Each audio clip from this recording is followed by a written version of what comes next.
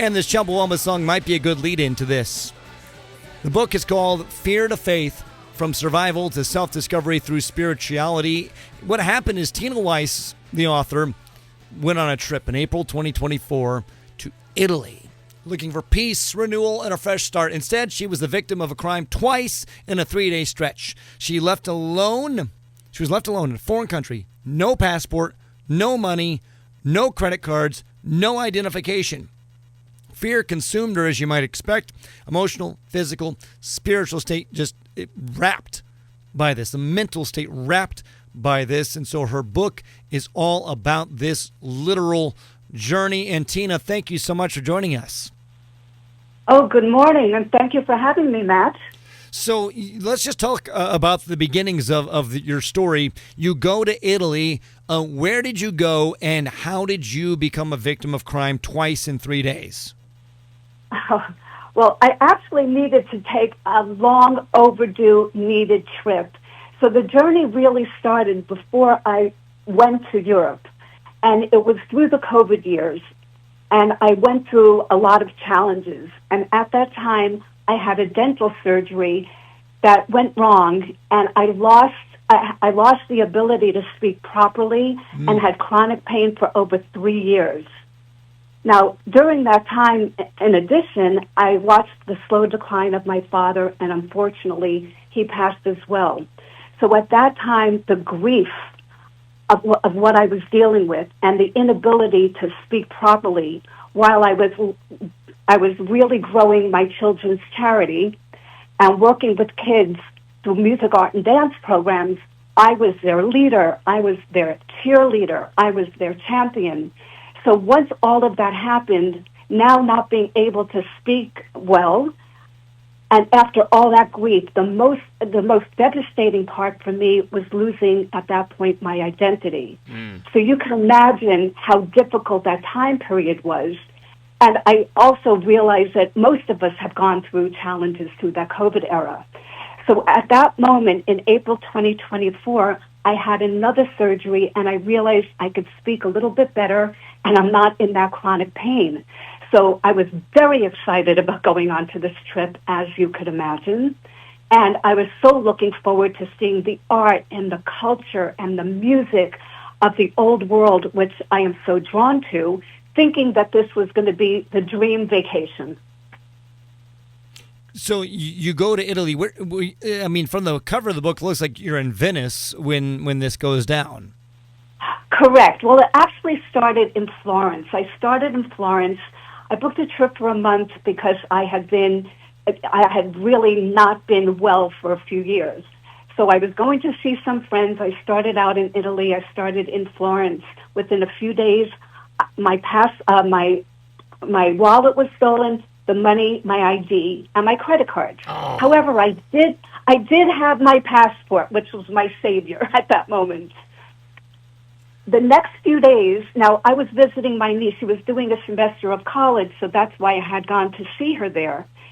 She came to my rescue, and she goes, "Don't worry, Aunt Tina, here's $1,000.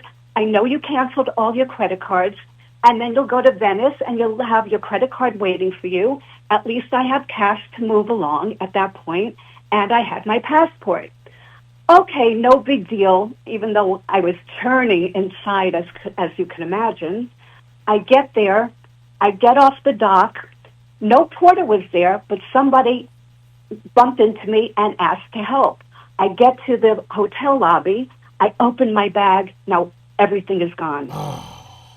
If I can tell you at that moment, I really couldn't even express the panic and the fear that came over me.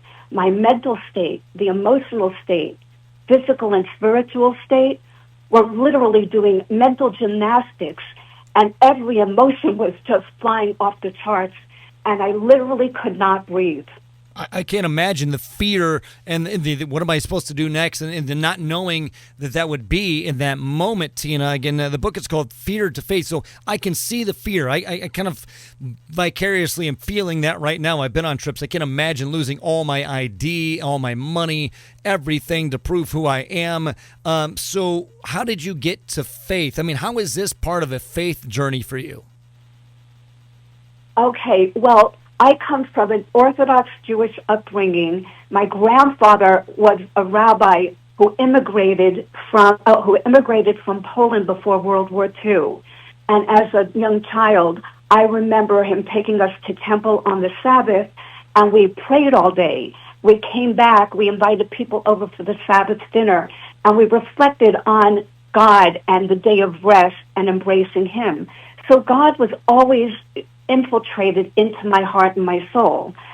You know, as we all grow, and sometimes even though we come from that background, we don't really see it right in our present. You know, we go about our day every day not thinking about it.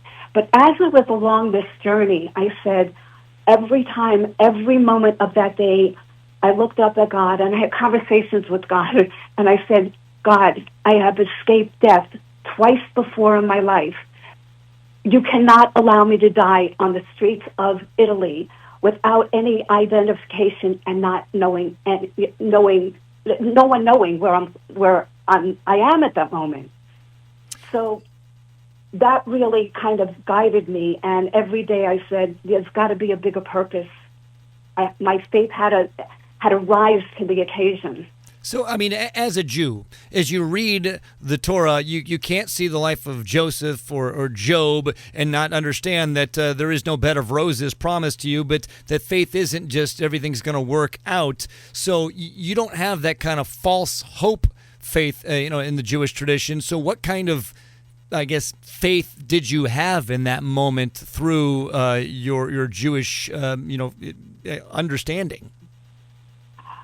You know, my grandfather, there was a moment when I left Venice early in the morning at 6 a.m. to get to the train station, to get to Milan, a 3.5-hour train ride to secure my passport. At that moment, as I was walking those streets, there were two men that came out of the shadows. And they started following me. And I'm alone. The stores have not opened as of yet. And I could hear like the pin drop, and I hear them shuffling and moving closer to me. And that's when I looked up and I said, God, this cannot be the end. This was that defining moment, that this cannot be the end. You've got to have a bigger plan for me. And I heard my grandpa, with his broken English, saying, you're strong, you're resilient, you've got God in your heart. You are going to make it. You have more to go, you have more to give, and this is not your time. You've got a bigger purpose. You will make it to Milan. You are going to make it home. And in that moment, I knew that there was another plan for me, and there was another purpose, and I wound up making it to Milan, and apparently I'm here to tell the tale. No, it's an amazing story. Would you go back and undo this story if you could? Not at all. I think what had happened, like over the years, especially the last 5 years, I had to go through this for a reason. I would always say, as I was going through the trauma and the challenge through COVID, and reflecting on my past of being an entrepreneur for over 30 years, I built companies from the ground up, from textiles and fashion to skincare to a children's nonprofit, my Hugs and Smiles Children's Foundation, which was my joy and life. I said, I've done so many things and I've been resilient. And I think that's where everything came together. And I reflected back of maybe that was the reason why I'm writing this book, because I have so much to share. And I would like to share that with people who are going through pain and suffering. And what I've learned is these life lessons can really help take you from pain to purpose, trauma to triumph, and fear to faith. Yeah, and well, that's what I've held on to. It's a fascinating story just from what you've told me. Obviously, we don't have any more time to talk about this, so we'll have to read the story. Where can we find your book? Yes, please go to TinaWeiss.com, TinaWeiss.com. You could buy the book right there. It goes directly to Amazon. And in addition, we have a free gift. So please, I invite you to download my free gift of the 5 Essentials for Life. It might make your day a little bit easier to navigate. Fear to Faith, From Survival to Self-Discovery Through Spirituality is the name of the book. Tina Weiss, the author, with us. And Tina, thank you so much for sharing your story this morning. Thank you so much for having me, Matt. God bless and have a wonderful weekend. You too. You too. Again, that's Tina Weiss joining us. You can check out that book. And again, a fascinating, fascinating story here on The Breakfast Club.